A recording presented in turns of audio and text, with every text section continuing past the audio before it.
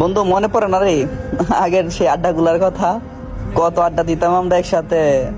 দেখ তোদের সাথে মিশতাম বলে ফ্যামিলির লোকেরা কত কথা বলতো, কত মার খাইছি রে ভাই।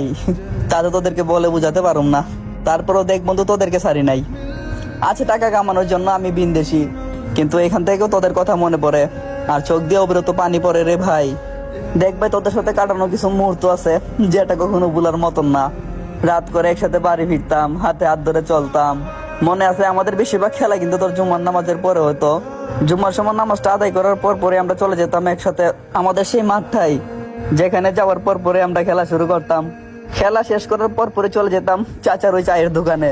সেখানে যাওয়ার পর পরে শুরু হইতো বিল নিয়ে দ্বন্দ্ব। কিন্তু আজ দেখ বন্ধু, কি থেকে কি হয়ে গেল। একা একা রাস্তা দিয়ে বের হওয়া লাগে, একা একা চলা লাগে, আর কেউ বলে না যে বন্ধু আই দোকানে যাবি, আই বন্ধু বাজারে আজকে নতুন মার্কেট হইছে, আই বন্ধু এখানে ঘুরতে যাবো।